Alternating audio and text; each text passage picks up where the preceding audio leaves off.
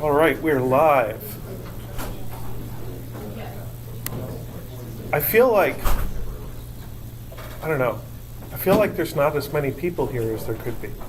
But on the other hand, we are facing this coronavirus scare that makes people think twice about gathering in crowds.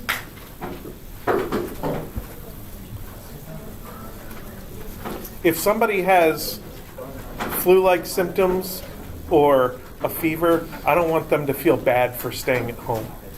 That's kind of where I'm at right now. I would kind of rather them not be here if they're going to bring in a flu or other virus. But I'm still recording what I'm writing, and I'm recording what I'm saying. So whether people are here or not, they have a chance to hear my spiel on how to deal with these physics topics. Now today, I want to wrap up our discussion about friction, and specifically I want to talk about friction on an incline, which is something that we didn't quite get to on Monday. And then eventually we'll also start talking about pulleys and Atwood machine type stuff. What's this week's lab? Equilibrium. So you got the force table with angles and stuff. Yeah, there's not much action in this week's lab, but we have to practice the vector component stuff somehow. Well, friction on an incline definitely involves some sines and cosines, so we'll have to see how that works. Now, I started by drawing an incline with an object on it, and as before, I'm drawing my incline to be a somewhat gentle angle, like 20 degrees, maybe 30 degrees, and that helps us figure out where our theta is, that particular theta right there, when we get to the force diagrams and how our forces are related to the coordinate system. So with any Newton's second law analysis, any force analysis, we should draw a force diagram. So that's the next step. Here's my representation of the object, and as always, I like to start by drawing the gravity force. Gravity is in the true downward direction. So force of gravity, which is m1g. And then when I look at this object in its regular diagram, in its schematic, I say it's touching a surface. So I need my contact force. My contact force is split into the normal force. Now the normal force is perpendicular to the surface, so when the surface tilts, the normal force tilts. Not a lot, just a little bit. So I'm going to try to tilt over my normal force, F sub n. And then I want to think about the friction force.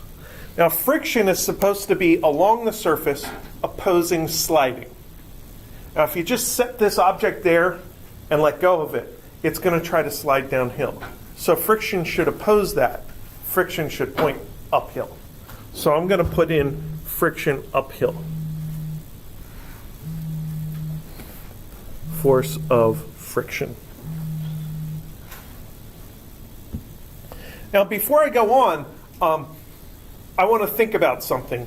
Am I absolutely certain that in all cases friction is going to point uphill? Is there any time when friction might point downhill?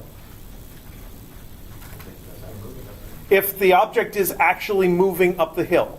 So if either somebody's pushing the object up the hill, or maybe somebody launched the object up the hill and it's still sliding. So you have to keep that thought in mind. Maybe draw a ghost, optional force of friction with a question mark. Just to keep that thought in mind. Now we can accommodate that in our equations just by reversing the direction of the force of friction. And when you reverse a vector in your component equations, it just changes a minus to a plus or a plus to a minus. So we can just remember that that's a possibility for an object going uphill. So now I need my coordinate system, which is going to line up with the normal force and it's going to have that uphill, downhill direction. So this is the x prime direction. This is the y prime direction. And there's one more vector we care about. That's the acceleration vector, A. If the thing accelerates, it's probably going to accelerate downhill. The only way it could accelerate uphill is if somebody was pushing it pretty hard uphill. So now I can actually write out my x prime equation and my y prime equation. And I'm going to do it pretty generic at first. So I want to build my equations in a way that they work for the perfectly static friction case, or the definitely sliding case, or the threshold case that tells us the limit of static friction. So let's do the y equation first. The normal force is definitely in the y direction. And the only other force that has any y component to it is the gravity force. And that is going to be in the negative y prime direction, m1g, and then I need sine or cosine of theta. And then on the other side of the equation, the acceleration in the y direction is 0, because this thing can only slide on the hill. It can't slide away from the hill or into the hill. So now I just need to think about whether this is supposed to be sine or cosine of theta. It's the same as it was when we did the incline last week. All we have to do is find our angle theta, which is right here. There's our angle theta. And that tells us that it is the y prime component that's adjacent to theta. So it's the y prime component that gets the cosine function. That's the one I'm working on, so that's a cosine.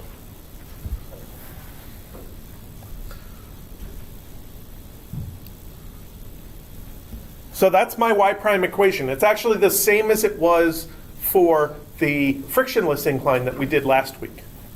Now for the x equation, I'm going to have the m1g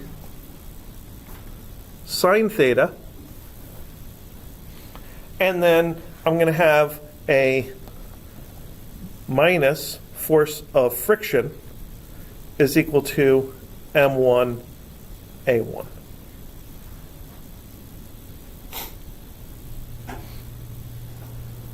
So, yes? Did you say M1A1? M1 A1. Oh, okay. So I'm taking a generic A acceleration and I'm putting a little 1 saying that it's specific to that object. It's just in case there's more than one object, it allows me to have a different A for each object. We don't have that here, but I like to put that subscript on so that I know that I thought about it. It's like an indication that, yes, I really did think about the acceleration, and I made a conscious decision to put the acceleration in the x direction and not in the y direction at all. So it's kind of like a part of my mental checklist.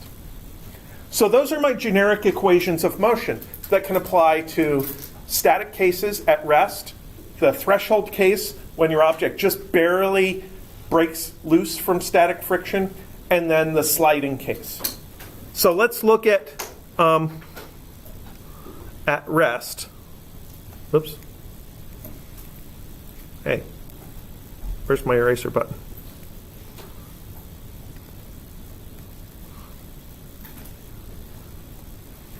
Static friction. So in that case, A1 is equal to 0. Since your object's not moving, it doesn't have any velocity. And if its velocity is 0, and if it stays 0, there's no acceleration. Thinking back, can you think of a case when an object has 0 velocity, but it does have acceleration?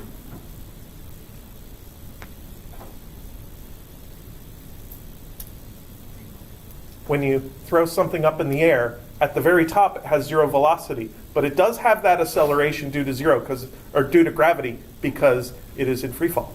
Yeah. But if your velocity is 0 and it stays 0, then you have 0 acceleration. So then, what does our y prime equation tell us? It tells us that the normal force is equal to m1g cos theta. Okay, that's nice. What does the x prime equation tell us? Well, if the right-hand side is 0 and you're subtracting two things, they must also be equal to each other. So the x prime equation tells us that the force of friction is equal to m1g sine theta. And that's it. That's all there is to the static case.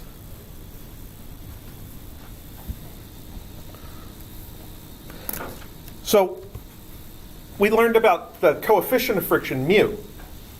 Where's that come into play? That comes into play when we think about the limit of static friction.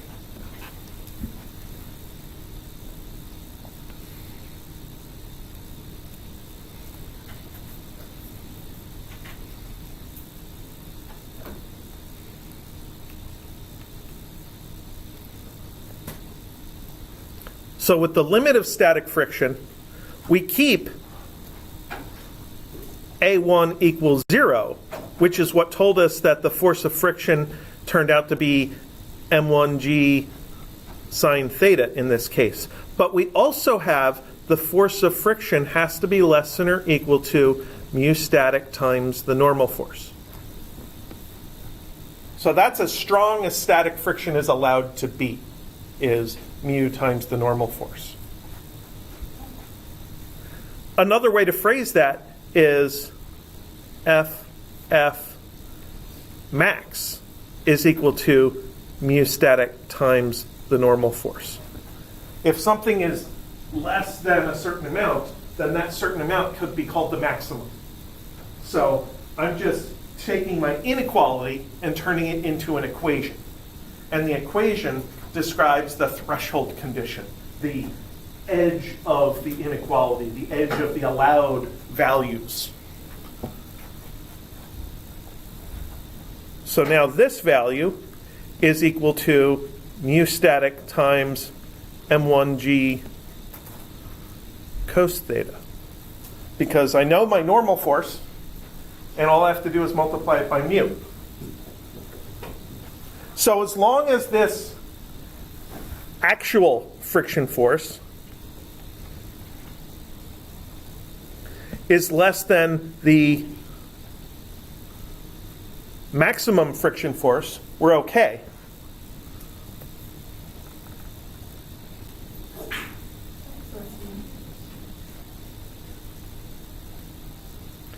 At the threshold, the force of friction is equal to the maximum value. So we take these two ideas for the force of friction and set them equal to each other. So we have m1g sine theta is equal to mu s m1g cos theta.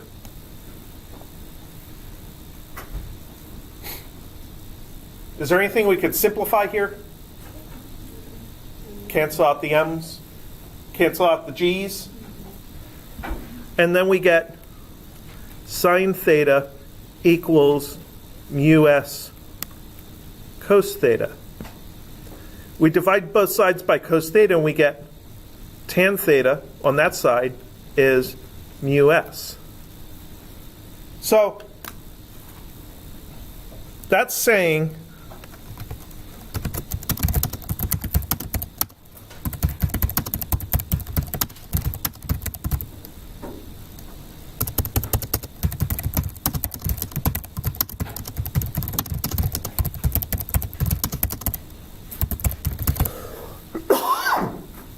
at the very limit of static friction, the tangent of the angle is equal to the coefficient of friction. So that gives us the opportunity to do an experiment. We can put an object on an incline, start out at low angles, and very gently increase the incline, increase the incline, increase the incline until it starts to slide. And at that point where it starts to slide, we stop and measure the angle. Take the tangent of the angle, that's our mu value. So let's do that. I'm actually going to use my laptop because it sticks at an angle. I can use my phone as my object. So I set my phone on the back of the laptop, and I increase the angle slowly, slowly, slowly, slowly. I think it's sliding.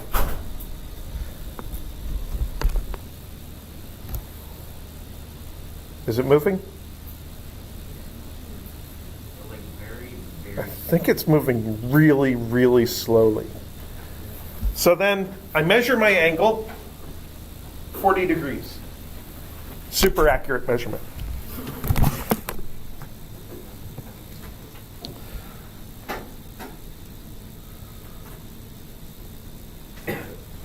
So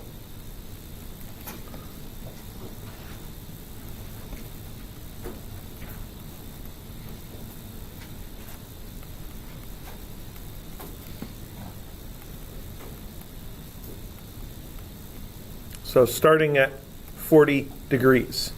So tan 40 degrees would be my coefficient of friction.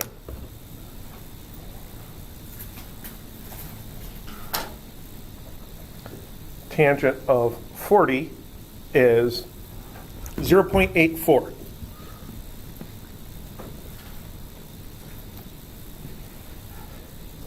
So that is mu s for my phone on the back of this laptop.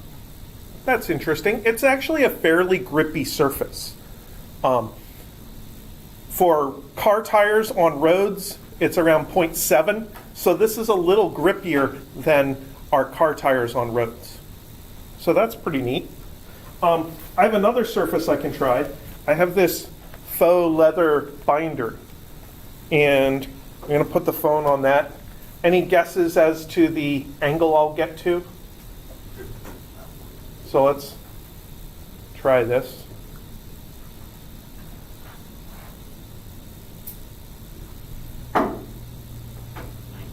It's really getting pretty steep. Starting to worry I'm going to drop my phone. Okay, so it was at a really, really steep angle. I think that's like 80 degrees.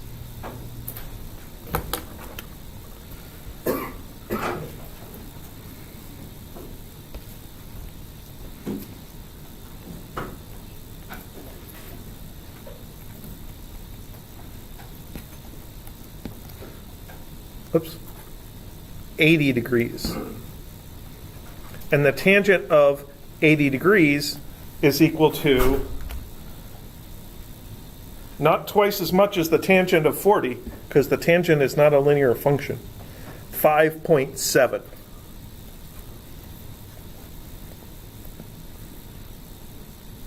Which is a super grippy connection. So if we made our streets out of fake leather, and if we made our car tires out of, I actually have a little silicone envelope on the back of my phone because I think it's convenient, and then I don't have to carry my wallet everywhere. But if we made our car tires out of silicone and our streets out of faux leather, then we would get an enormous amount of grip. Of course, those materials aren't very strong, so we would have to change our tires every 10 miles and replace our roads every night. So that probably wouldn't work, but it would be grippy. So that's an example of the threshold condition. So we did the static case, which is actually pretty boring. We did the threshold case. Now we have to do the sliding case.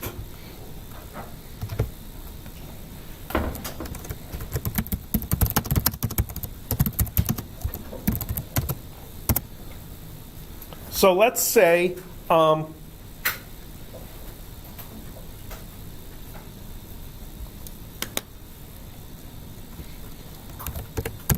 mu k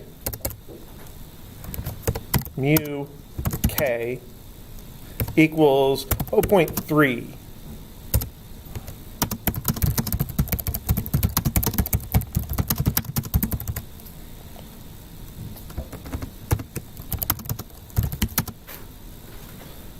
Is the coefficient of friction of a box on a hill. And then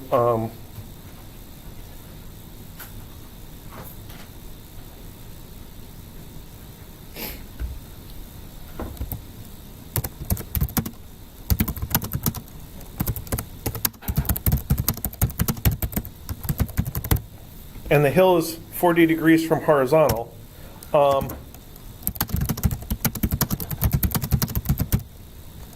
if the box is placed at rest, say 1.5 meters from the bottom,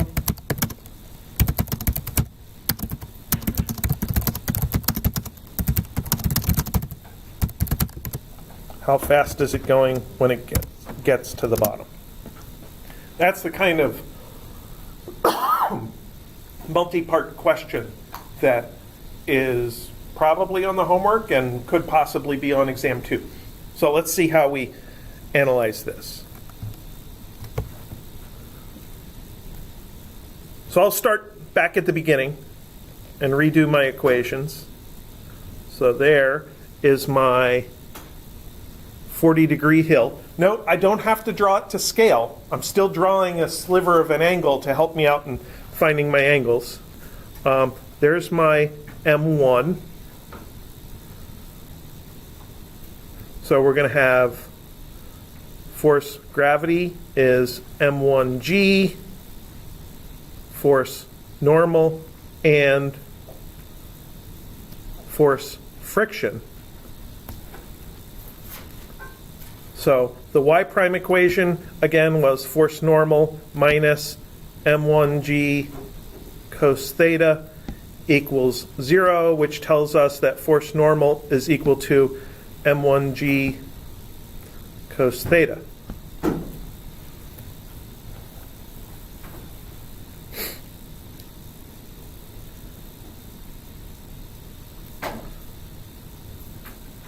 The x prime equation, again, was m1g sine theta minus force friction is m1a1.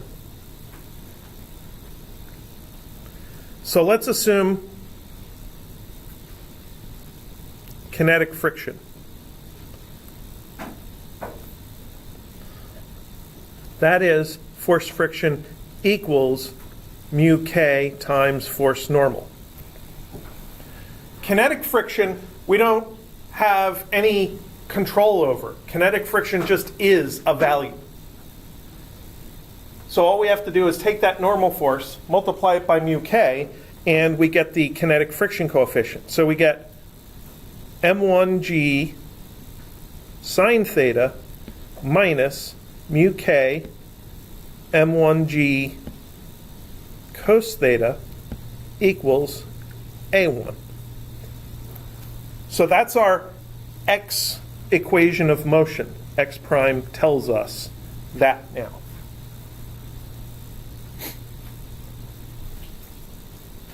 So all I did was I filled in this force of friction for the generic force of friction, and I also filled in the normal force that I got from the y equation.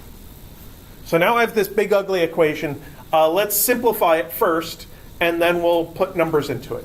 So the simplification I can do is everything in the equation has mass. So I can divide both sides by mass. And I get g sine theta minus mu k g cos theta equals a1. Well, that's kind of neat. Maybe I could simplify this side by factoring out the g. Sine theta minus mu k cos theta equals a. Now I can plug numbers in.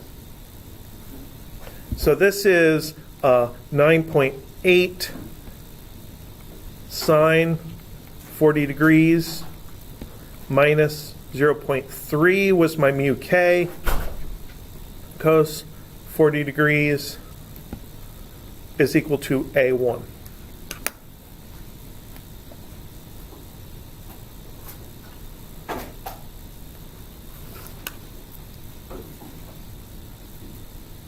So 9.8 sine of 40 is 0.643. And then 0.3 times cosine of 40 is the other thing in parentheses, 0.230. equals A1. Now this is a good point to stop and make sure that things are going sensibly, because this is downhill and this is uphill, because our x direction is downhill. So the positive part is the downhill part and the negative part is the uphill part. It's okay to subtract these two things, but if you start an object from rest, it's not going to go uphill by itself. If you get to this point and you find the uphill part is stronger than the downhill part, that means that you're not actually sliding. Kinetic friction, the friction of sliding on a simple object like this, is not going to make the object go uphill. So that's how we would be able to double check and make sure things are going well. So at this point, I can process the entire equation, 9.8 times parentheses, 0.643 minus 0.230, close parentheses, is 4.05.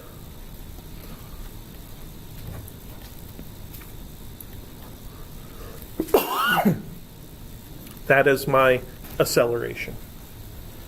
Now that wasn't the question. The question was, how fast is it going when it gets to the bottom? So I have an A, and I have a delta x is 1.5 meters, and I have a Vx initial is equal to 0, because I set this thing at rest at the beginning. So how am I going to find my final velocity?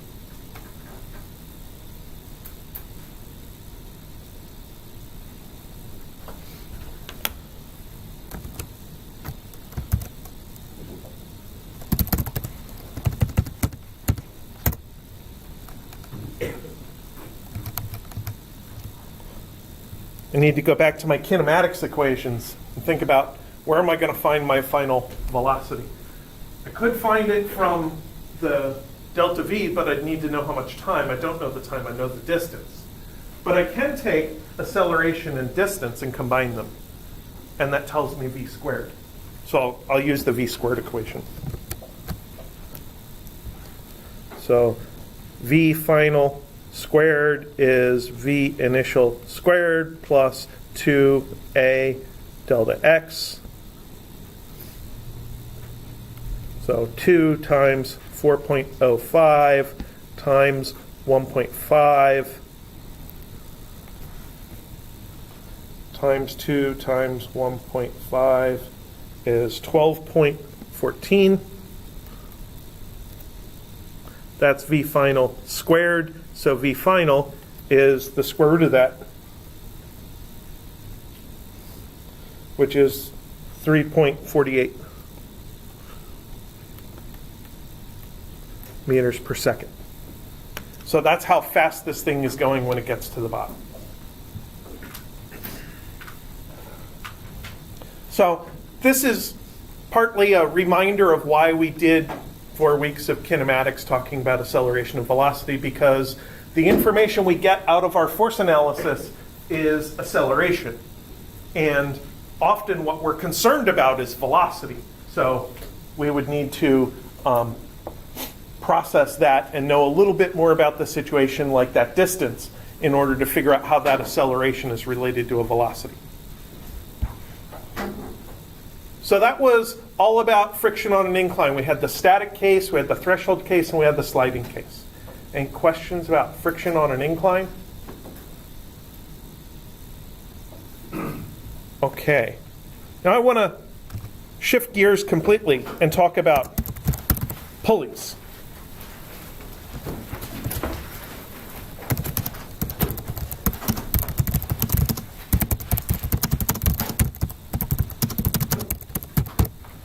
So we talked a little bit about connected objects and how tension is applied to one object in one direction and the other object in the opposite direction. And that works great for straight ropes and straight strings. But if we have pulleys, then that allows us to change the direction of the tension.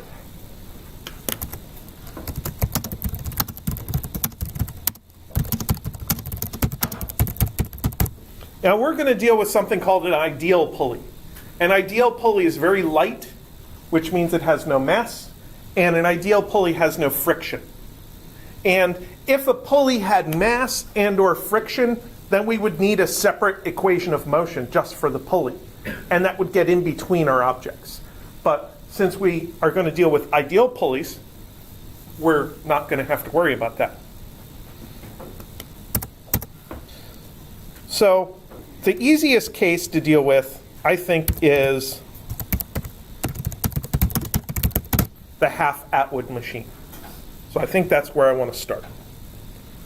In the half-Atwood machine, we have a horizontal surface, and at the end of it, we have a pulley. We have an M1 on the surface. M1 is connected to a string, which goes over the pulley and gets to an M2, which is hanging from the other end of the string.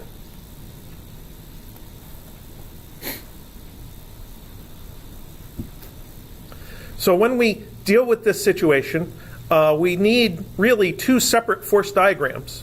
One for M1 and another diagram for M2. Let's do M2 first because it's easier. M2 is being pulled down by the force of gravity 2, which is M2 times G, and M2 is being held back by the force of tension in the string. Now we got to do M1. So M1 feels its own gravity force. Fg1 equals M1G. And then we have to think about what is M1 touching. So what is M1 touching? The table. The table's a contact force. Contact force requires a normal force and possibly a friction force.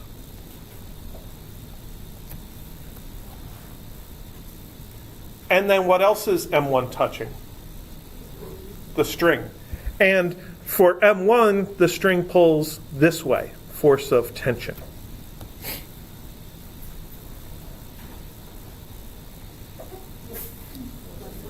Gesundheit. So we can build some equations of motion, M1x, M1y, and M2 y direction. Those are our three equations of motion we can build out of this. We don't need an M2 x direction because it doesn't go in the x direction. There's no x forces. We're not going to have M2 swinging around. It only is going to be allowed to move up and down. So let's start easy. Let's do the M2 first. This is force tension minus M2G equals M2A2.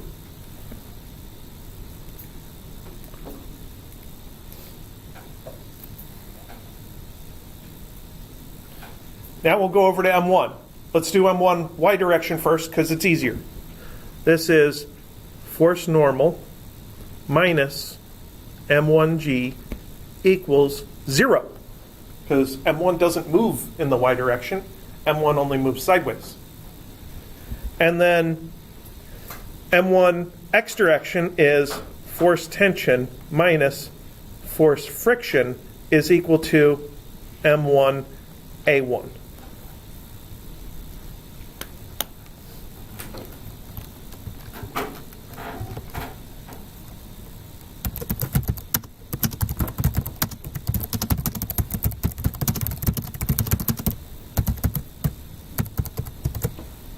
So let's imagine an experiment. In an experiment, we get to choose what masses we use. So those will be known values. And let's say we can somehow do a frictionless experiment because it's easier and we'll start with that. Then what are my unknowns? What would I be able to solve for and predict using my equations of motion?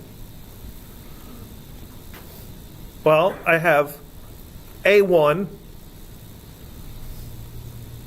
A2, force normal, and force tension. That's a little bit of an issue because when you're solving systems of equations, you kind of need as many equations as you have variables. And we have 3 equations and 4 variables. That's our problem. We need another equation. We need to know some other link between these variables.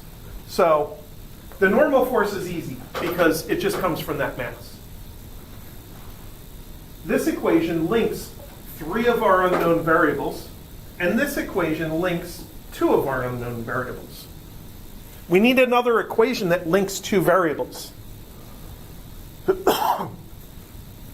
And to give you a big hint in this other equation, how does the motion of these 2 objects, how do the motions relate to each other?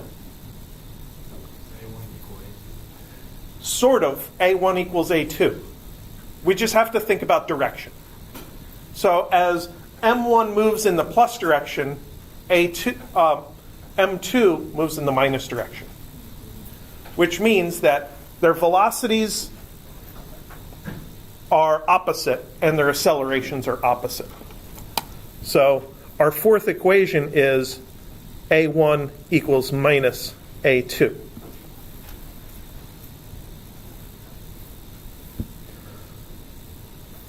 So when we plug that into the M2y equation, we get force tension minus M2g equals M2 times a minus A1.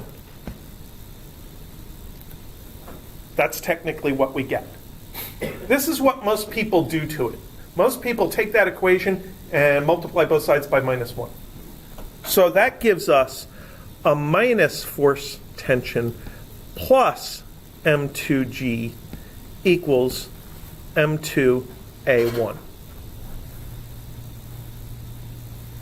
And this is almost like we're doing an M2 equation in the minus y direction. It's almost like we have M2 with its M2g force and its force of tension, and that is the plus direction. So the M2g is positive in this equation, and the tension force is against this arrow, so the tension is a negative force. And then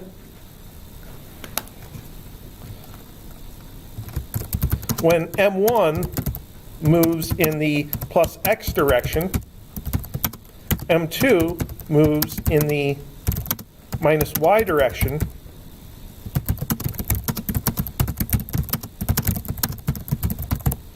and that minus y direction is my positive direction in this equation.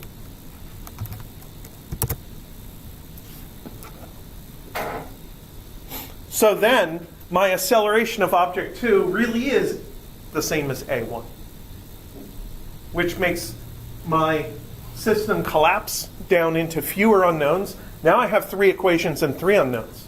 I have these 2 equations up here and this 3rd equation, 3 equations, and my 3 unknowns are the 2 forces and just 1 acceleration now.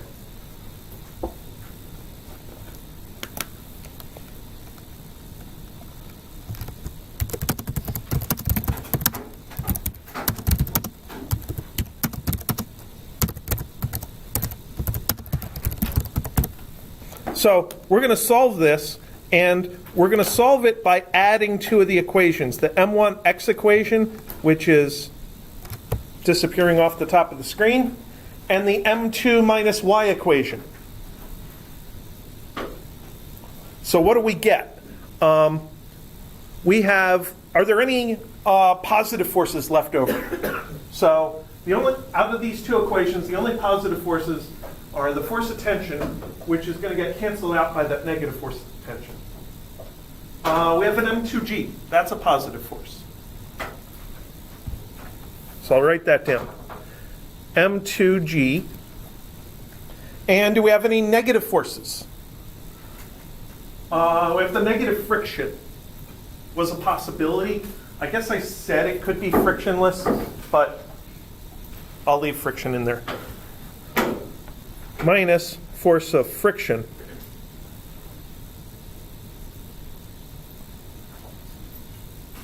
And then the tension forces, plus in that equation up there, and minus in this equation down here, cancel each other out.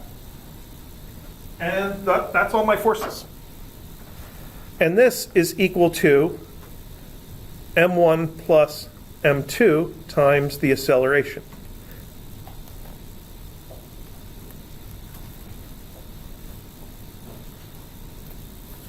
And I'm just dropping the subscript because I'm tired of writing subscripts.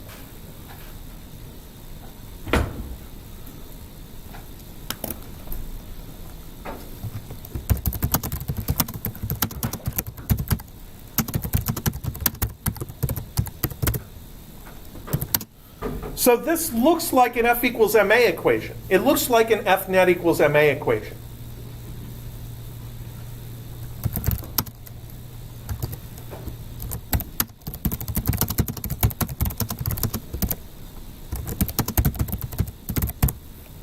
And it looks like there's a positive force, M2G pulling it forward, and the force of friction resisting that motion. And we have F net equals a mass, a total mass now, times acceleration. So that is a very common way to think about the half-Atwood machine. Basically, when I draw this, I would draw my M1 and my M2 and my string going over a pulley. And I would draw my forces, M2G and force of friction, and off to the side, a little arrow that says plus.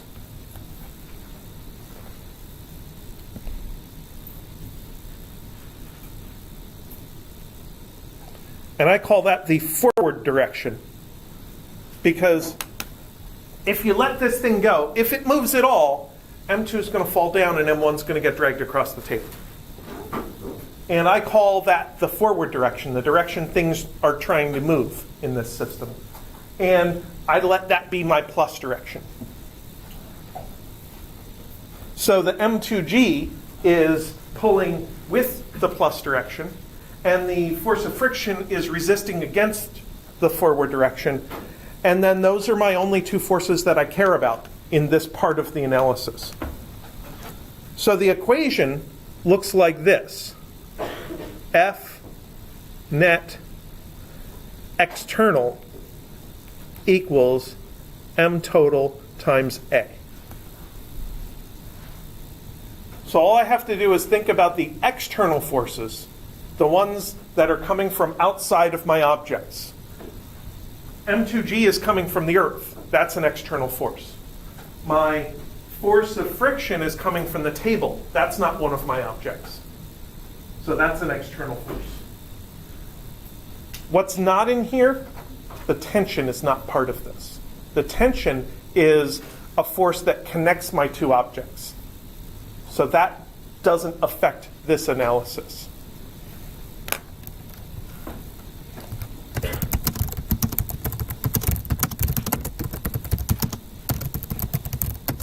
So our book calls this the system approach, or maybe it's the system model. I think it's the system approach. And talks about how to build our equations of motion for the system. So,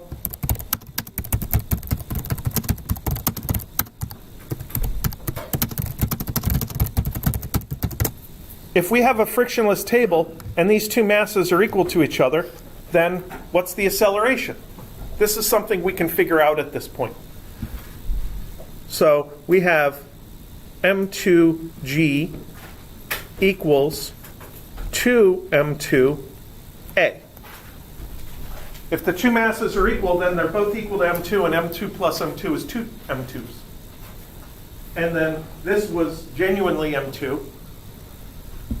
And now I can cancel out the mass, and I get g over 2, which is 9.8 over 2, which is 4.9 meters per second squared, is equal to a.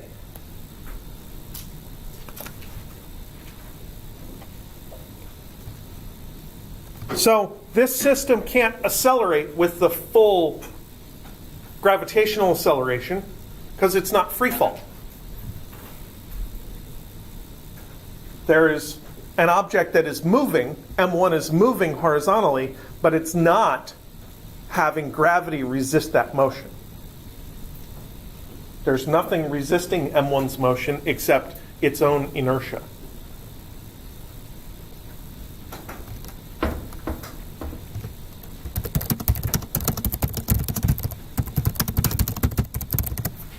Then there's one thing left. I want to know the tension in the string. For that, we have to go back to one of the objects. We can't use the system equation to find the tension because the tension isn't part of the system equation. So let's just look at M1 x direction. That was force tension minus force friction is equal to M1A.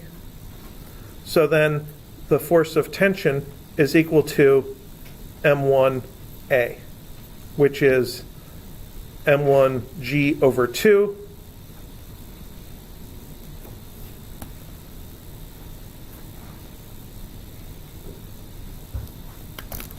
So in this case,